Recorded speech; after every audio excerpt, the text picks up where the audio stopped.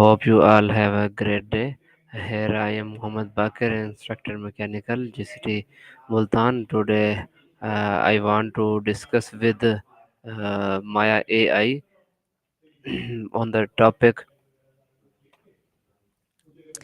Walaikum assalam, Mohammed Bakr. I'm doing well. Yes, Thank you for today asking. my topic is balancing work and life without burnout. Are you with me? Okay. Yep, absolutely. Burnout's a real thing, especially with how much people are juggling these days.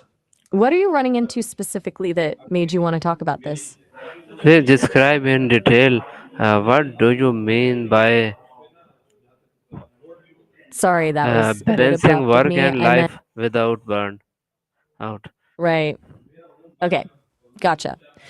Sorry about that fragmented response. Sometimes the connection hiccups. When I say balancing work and life without burnout, I mean finding a way to distribute your time and energy so you can fulfill your work obligations, pursue personal interests, and maintain your well being, all without reaching a state of emotional, physical, and mental exhaustion.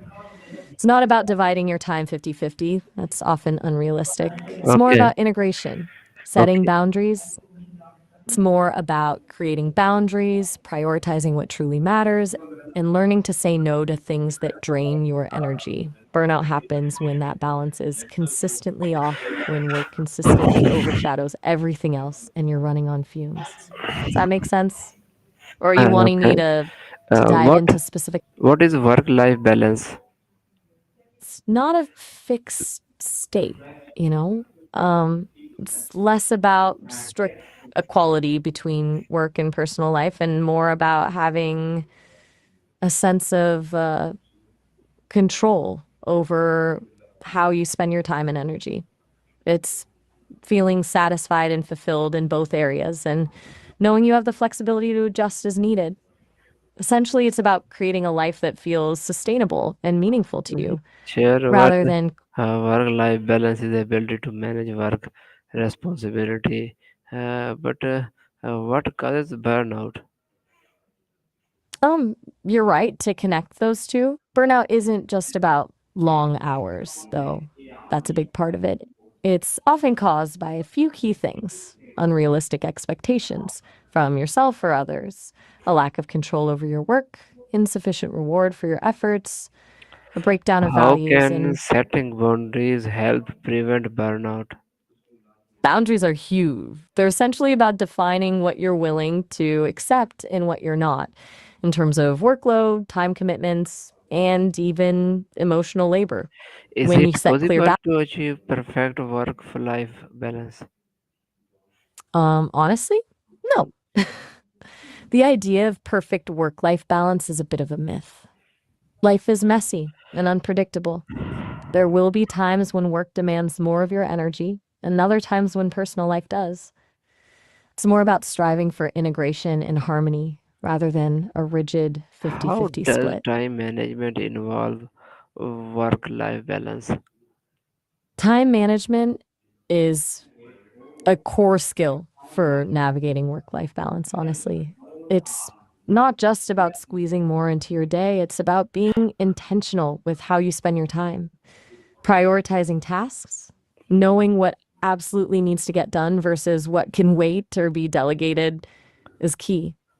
It's also about blocking out time for non work activities. Scheduling you Okay, time, okay. just like Should you would a I meeting, is a disconnect from work after office hour? absolutely. Disconnecting is vital. Constantly being on blurs the lines and makes it impossible to recharge. It's about creating that mental separation. That might mean turning off notifications, avoiding work emails, and actively engaging in activities that help you relax and unwind. It's not always easy, especially if you're invested in your work, but it's crucial for preventing burnout. What does Wo- disconnecting look like? uh, Sorry, did I cut out? okay, by relaxing Just us, checking in. and this should lead to prevent burnout. Exactly. Regularly How engaging in how can delegation help reduce workload stress? Delegation is a game changer for workload stress. When you try to do everything yourself, you're setting yourself up for overwhelm. Delegating tasks, whether at work or even at home, frees up your time and energy for things that truly require your attention and skills. It also builds trust and empowers others. Of course, it requires letting go How of can control, delegation which can help be. reduce work stress? My apologies. I repeated the question. Delegation helps Oh, reduce work oh, stress. sorry. How can and how important is self-care in preventing burnout? No need to apologize at all. Self care isn't just bubble baths and face masks, although those can be great. It's really about intentionally taking care of your physical, emotional, and mental health. That can look like exercise, getting enough sleep, eating healthy, spending time in nature, pursuing hobbies, connecting with loved ones. It's actively making a priority of things that replenish your energy. It's hugely important because when you're depleted, you're much more susceptible to burnout. Builds resilience. It's also about recognizing, Can mindfulness improve work-life balance? definitely, mindfulness, being present in the moment You say without judgment can. definitely. Okay, sure. How do I say no without feeling quality? That's a tough one. A lot of people struggle with that. It's all about phrasing and remembering that saying no to something allows you to say yes to your priorities and your well being. A simple thank you for thinking of me, but I'm unable to take that on at this time is often effective. You don't need Okay, to over good explain. answer. Mindfulness reduces stress, improves focus, and helps you stay present in both work and personal life. How do I say Exactly. no without feeling quality? You mean guilty, right?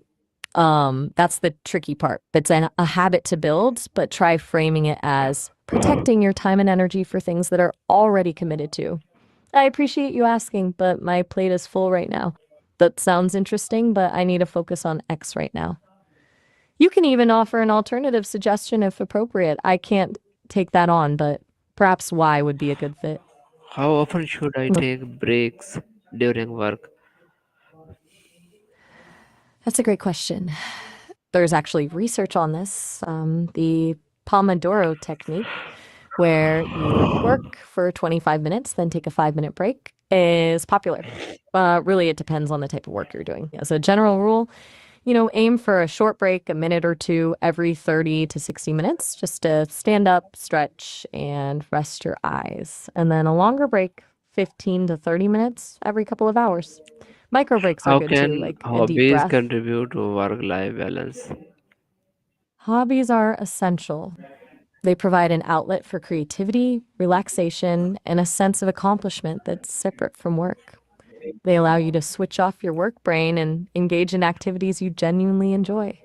It's about cultivating interests outside of your job that bring you joy. It also adds variety to your life and Is helps you flexible build a. work important for balance? Absolutely. Flexible work arrangements like remote work, flex time, or compressed work weeks can be huge for work life balance. It gives you more control over your schedule and allows you to better integrate work with your personal responsibilities.